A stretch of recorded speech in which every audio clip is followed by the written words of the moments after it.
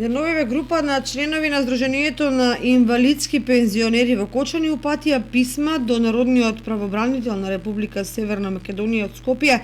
до градоначалникот на општина Кочани, до началникот на ОВР и други релевантни фактори, како и до медиумите, со цел да ги информираат и нив и јавноста за повреда на правата на членовите на Кочанското Сдружение на инвалидски пензионери и нетранспарентното действување манифестирано во работата на актуелното раководство.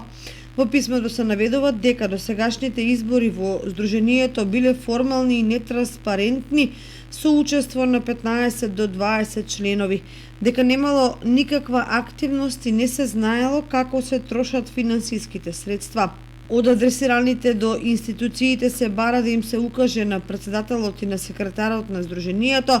да го почитуваат статутот во делот на јавната работа, при тоа за сите активности членството да биде информирано преку јавните гласила во општината.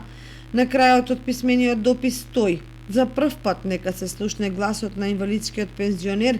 кој досега служел само како бројка, на кого му се одземаат по 30 денари без да знае каде одат и за што се трошат овие парични средства.